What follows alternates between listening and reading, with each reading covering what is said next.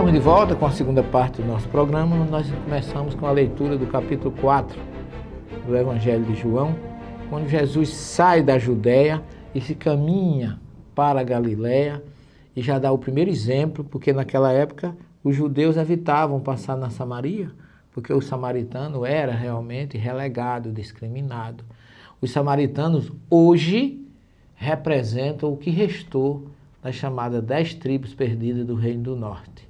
Porque dizem que ninguém sabe onde ficou pela invasão assíria, pelo que os samaritanos se misturaram com os invasores, casaram com pessoas dos invasores, e isso criou uma dificuldade dentro daquela hegemonia e daquela pureza que era defendido pelos judeus e até pelos galileus, que nem um judeu deveria casar com uma mulher que não fosse judia.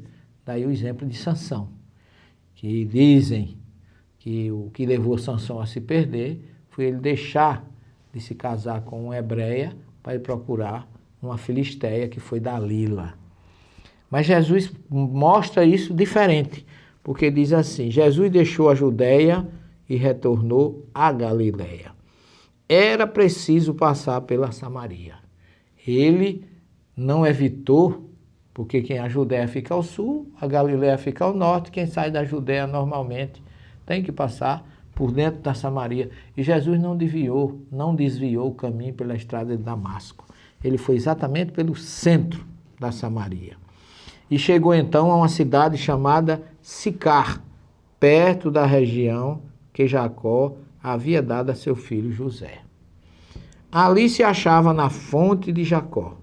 Fatigado da caminhada, Jesus sentou-se à fonte. Era por volta da hora sexta. A hora sexta é próximo do meio-dia, porque o dia começa a contar às 6 horas. Hora terceira é às 9, hora sexta, meio-dia, hora nona, 3 da tarde, e hora 1/10, hora 17, e a hora duodécima ou 12 é às 6 da noite. Então, era por volta da hora sexta, ou seja, perto de meio-dia, quando uma mulher da Samaria chegou para tirar água. Jesus lhe disse: dá-me de beber. Seus discípulos haviam ido à cidade comprar alimento. Diz-lhe então a samaritana: como tu, sendo judeu, me pedes de beber, a mim que sou samaritana? Aí aqui, entre aspas, os judeus com efeito não se dão com os samaritanos, que era natural. Ainda hoje é assim. Ainda hoje o samaritano tem o seu ritual lá na Samaria, que é uma região que fica bem central entre a Judéia ao sul e a Galiléia ao norte. E Jesus lhe respondeu: se conhecesses o dom de Deus, e quem é que te diz, dá-me de beber, tu lhe pedirias e lhe daria a água viva.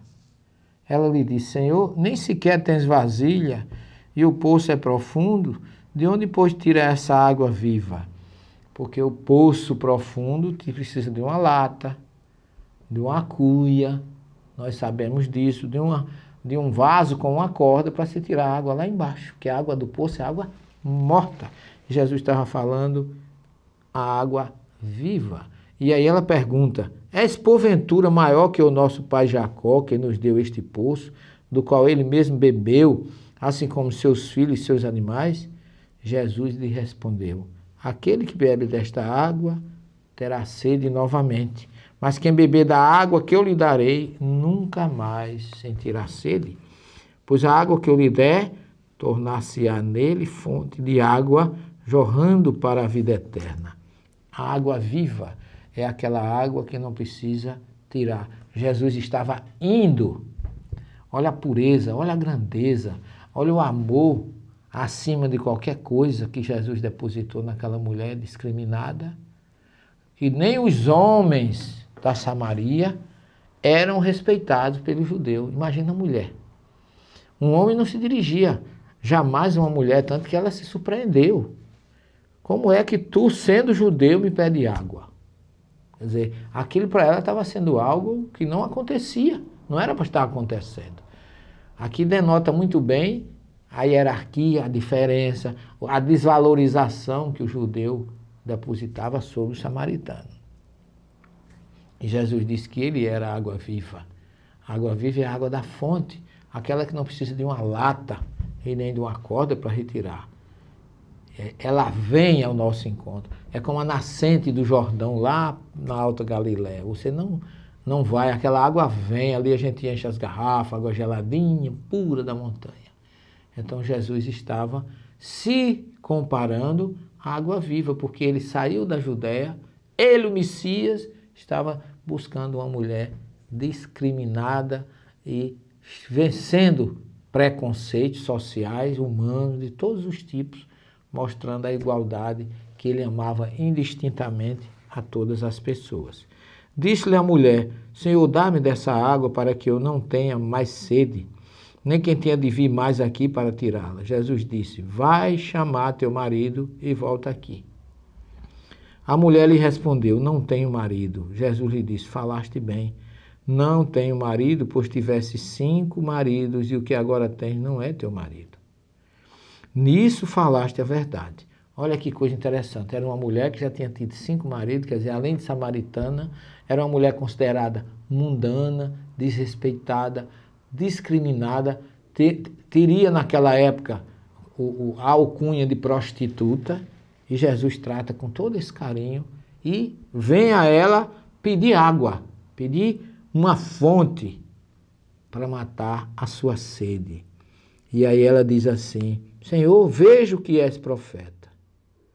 Nossos pais adoraram nesta montanha, mas vós dizeis que é em Jerusalém que está o lugar onde é preciso adorar. Porque o samaritano não tinha direito de ir a Jerusalém.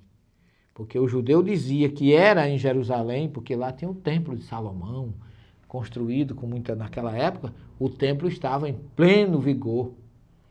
E eles não podiam.